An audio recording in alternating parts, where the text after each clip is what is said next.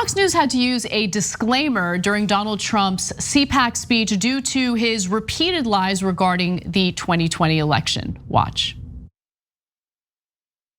And I lost, in quotes, I lost. It's a disgrace, it's a disgrace. And what they've done to this movement, I think they've made the movement stronger. I'll tell you, in a certain way, I think they've made it stronger. I'll never forget it.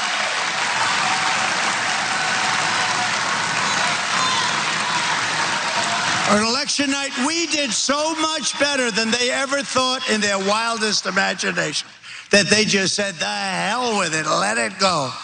What they did. I'm also leading in the polls against Harris, because not a lot of people think that Joe's going to be running, but you never know. This is a strange world. And everyone else who's going to run on the radical left, whether it's on the Democrat side or I love my Republicans, but we're really kicking their ass too.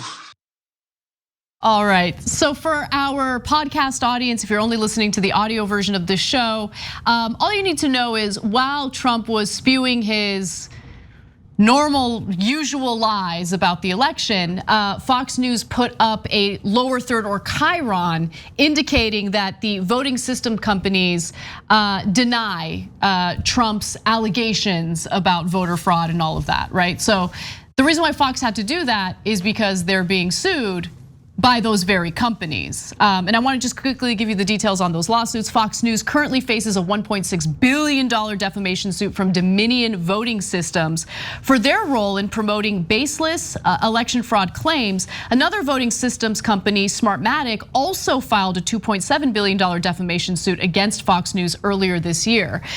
So they had to basically correct Trump's errors as a result of the lawsuit they're facing from these companies. So there's two parts of this story. One's random that I'll get to in a second. But in this heart of the story, I'm so curious as to how this is gonna play out. Because Fox News is a giant multi-billion-dollar corporation. So they've got to be concerned about multi-billion-dollar lawsuits. And so they're having to put disclaimers on a lot of their programming. Now remember everybody, we're lying. Okay, we're putting this disclaimer on here because we're going to get sued for lying. In the past, we used to lie with impunity, but God damn it, now people are suing us, okay? So in this case, it's more about obviously what Trump is saying and giving a disclaimer on that than what their hosts are saying. In the past, their hosts were saying it brazenly. And they were, and then once they stopped their hosts from lying on that particular issue because they got sued on that issue, they bled some audience to Newsmax and OAN. And those guys continued to lie for a lot longer and gave weaker corrections. So will the courts take that into account?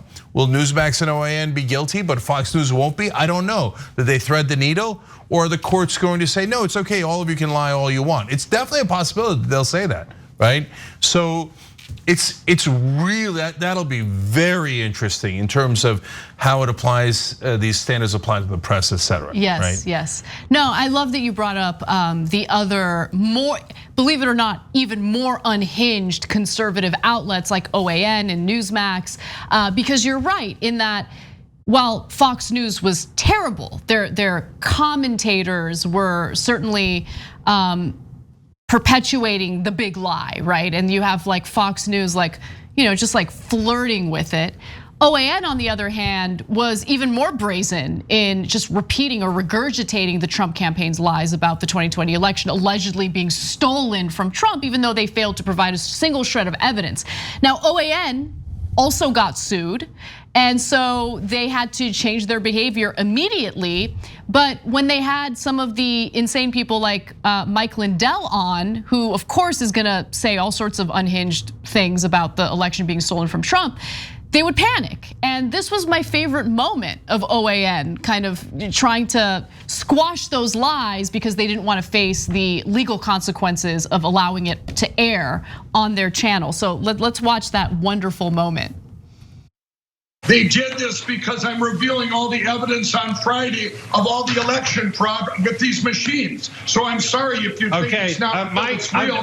Can I ask our producers, can we get out of here, please? I don't want to have to keep going over this. Actually, we at Newsmax have not been able to verify any of those allegations that you're Mike, hold on a second. Everybody hold on a second. Mike, hold on 1 second. Let's talk a little bit about just what is happening overall in terms of censorship.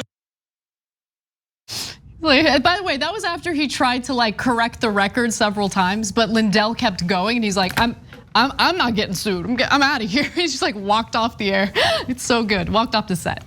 No, that was just awesome because look, there's a small possibility they would hold Anchorage personally responsible. So he's like, "What am I going to do? I'm going to lose my house because I let this idiot spew lies that everyone in the building knows is a lie." We all know it. That's why we all had to issue corrections. Because if they thought they were going to win the case, because the election actually was stolen, truth is a defense against all of these claims. They could easily say, no, it's true, and keep saying it on air, right? Nope, they don't do that at all. Exactly. I mean, he hair on fire. And then she talks about censorship. Right after that, I love that irony, right?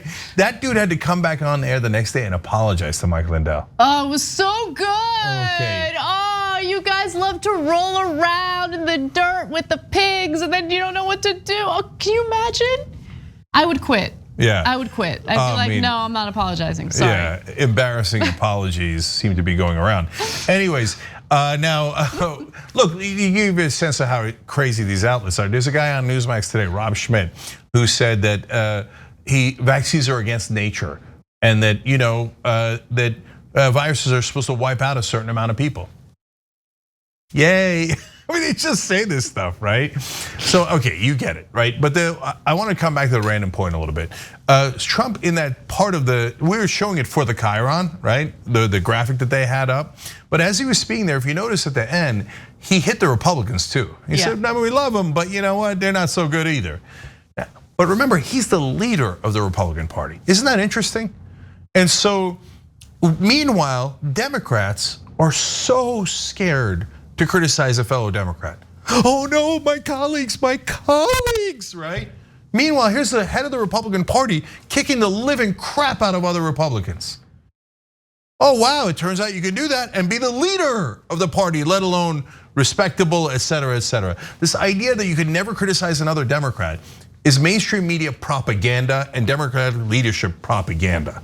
It's meant to keep progressives down, let them kill all your policies and never object.